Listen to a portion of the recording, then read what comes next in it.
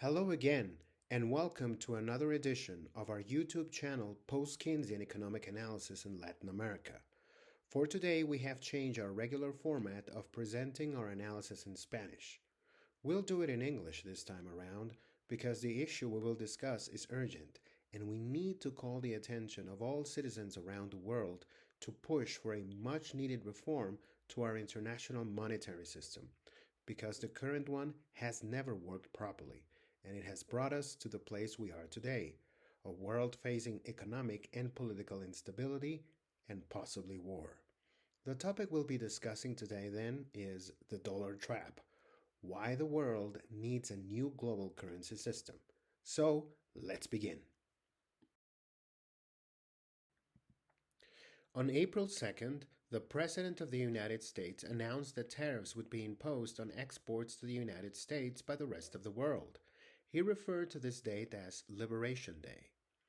This announcement generated uncertainty and high volatility in international financial markets. The response of the governments of several nations was not long in coming.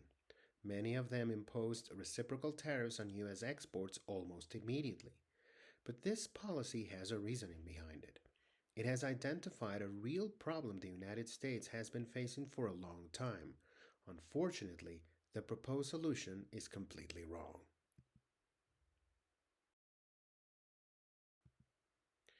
In November 2024, economist Stephen Myron published a document titled A User's Guide to Restructuring the Global Trading System. Myron is an economist from Harvard University who, as of March 12th, serves as chairman of the Council of Economic Advisors to the President of the United States. In this document, Myron argues that the use of the dollar as the world's reserve currency has created significant imbalances in the international monetary system. Myron wrote, "The root of the economic imbalances lies in persistent dollar overvaluation that prevents the balancing of international trade. And this overvaluation is driven by inelastic demand for reserve assets."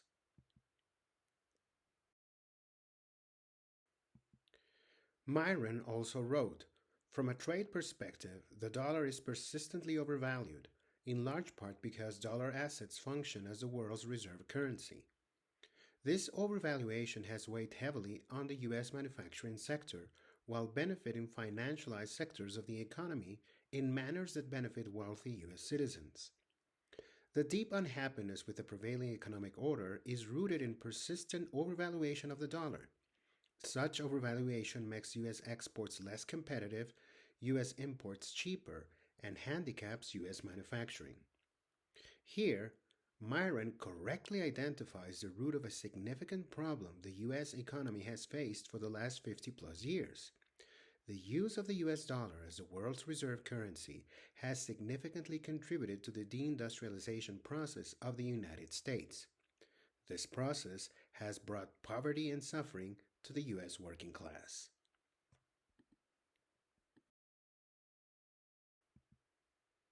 But in order to understand the role the US dollar plays in the international monetary system, a historical context is needed. The exorbitant political privileges the United States receives from issuing the world's reserve currency go way back to July 1944. However, these political privileges have come at a very high cost, a cost carried by the US working class and developing nations as well. Let's briefly analyze the Bretton Woods Accords to understand the inception of the situation we are facing today.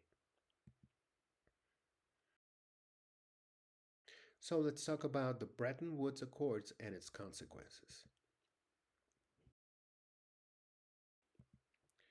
The Bretton Woods meetings were intended to lay the groundwork for rebuilding the world's economy after the destruction wrought by World War II. 44 nations sent delegations to the Mount Washington Hotel in Bretton Woods, New Hampshire, to attend a series of conferences that would shape the new world economic order. The United Kingdom delegation was led by economist John Maynard Keynes. On the other hand, the U.S. delegation was led by Harry Dexter White, a former official at the Department of the Treasury. Keynes wanted to negotiate in the meetings 2 points that he considered essential. The first was to provide his country with sufficient autonomy from its main creditor, the United States, to create a society that would achieve solid economic growth and full employment. Keynes' second objective was even more ambitious: to create an international payment system that would benefit all nations equally. More on this system later. Harry Dexter White and his delegation pushed hard to establish the US dollar as the world's reserve currency. At that time, the United States had major advantages. It hadn't been affected much by the war. At the time, the United States was Europe's major creditor. It had a strong balance of trade position, and its government had accumulated the biggest reserves of gold during the previous years. And after 22 days of deliberations, the majority of delegates present gave in to the pressure from the U.S. delegation. The treaty ratified the Bretton Woods agreements. Some of those agreements are still the pillars on which the current international monetary system is based.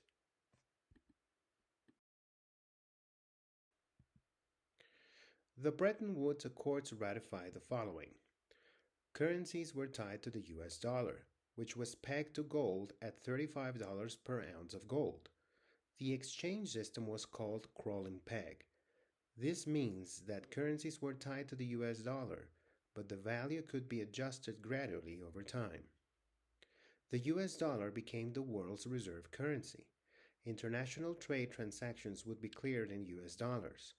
Countries with balance of trade surpluses would accumulate dollars as reserves, and the US promised to convert those into gold on demand. And the creation of two key institutions, the International Monetary Fund, to keep exchange rates stable and lend to countries that presented deficits in their balance of trade. This meant that deficit countries would bear the cost of resolving the imbalances in trade.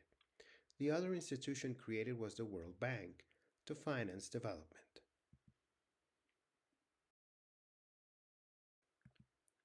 In October 1959, Yale University professor Robert Triffin presented his remarks in front of the U.S. Congress regarding the Bretton Woods system. His views are known in economic literature as the Triffin dilemma. Robert Triffin argued, if the United States stopped running a balance of payments deficit, the rest of the world would lose its primary source of additions to reserves. The resulting shortage of liquidity would pull the world into a contractionary spiral. But if the United States continued to run deficits, its liabilities would exceed by far its gold holding, and the system would become unstable. What Robert Triffin was saying here is that the world needed the US to supply dollars for trade and to hold as reserves. But to supply those dollars, the US had to run trade deficits. But those deficits meant that the supply of dollars had to continue growing, and that supply would exceed its gold holdings, making the system unstable. And Triffin was right. By 1971, the US government's liabilities to foreign governments far exceeded its gold holdings. On August 15th of that year, the US government unilaterally ceased the convertibility of dollar to gold. It marked the end of the Bretton Woods monetary system. However, the US dollar continued to be used as the world's reserve currency. The use of the dollar as the world's reserve currency has created significant distortions in the international financial system. Let's say, for example, that a company in Argentina decides to import goods manufactured in Mexico. The company in Argentina needs US dollars to settle the transaction once the Mexican firm has sent the goods. Most international trade transactions require US dollars to be cleared. This means that there is a constant demand for US dollars to settle international trade transactions. Central banks around the world also need US dollars to hold as reserves to manage their country's currency, given the wide acceptability of the US dollar. What are the consequences of issuing the world's reserve currency? Deindustrialization and job loss. To supply dollars to the rest of the world, because other countries need dollars to settle international trade transactions and foreign central banks need dollars as reserves, The US must run trade deficits. This means that it imports more than it exports. The need for dollars around the world keeps the dollar overvalued against other currencies. Exports are less competitive. US economic agents pay imports with dollars, which makes imports more cheaper, making it hard for domestic producers to compete. Cheaper imports flood US markets. This hollows out US manufacturing and offshores jobs. Factory towns around the country disappeared, and working class wages have stagnated since the early 1970s. The country has developed a chronic dependency on imports. The consequences of issuing the world's reserve currency. Global demand for dollar denominated assets. The US can run trade deficits year after year because the world keeps buying dollar denominated assets like US Treasury bonds, stocks and equities, corporate bonds issued by US companies, financial derivatives, and commodity contracts priced in dollars. This solidifies the leadership of the US financial markets, but at the same time contributes to financial bubbles, risky speculation, and greater income inequality.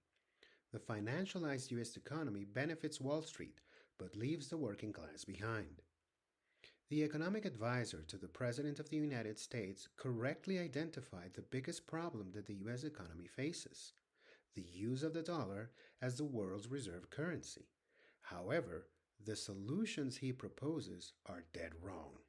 Here's why. So let's take a look at Stephen Myron's proposed solutions. One might think that once the root cause of the problem has been identified, steps would be taken to solve it. The logical solution would be to create an international monetary system that uses a supranational currency. Using a domestic currency like the US dollar as international currency creates significant distortions. However, Stephen Myron offers the following solution. Rather than attempting to end the use of the dollar as the global reserve currency, the current administration can attempt to find ways to capture back some of the benefits other nations receive from our reserve position. Reallocation of aggregate demand from other countries to the United States, an increase in revenue to the US Treasury, or a combination thereof, can help the United States bear the increase in cost of providing assets for a growing global economy.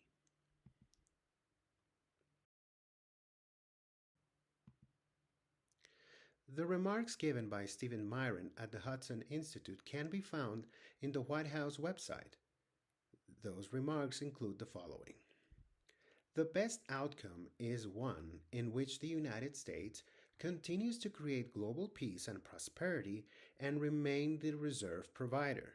And other countries not only participate in reaping the benefits, but they also participate in bearing the costs. You may wonder, what are some of the ways other countries can participate in bearing the costs? Well, Myron suggests the following. Other countries can accept tariffs on their exports to the US without retaliation, providing revenue to finance the dollar-denominated assets that the US provides. Other countries can boost defense spending and procurement from the US. Other countries can invest in and install factories in the US, and other countries can simply write checks to the US Treasury.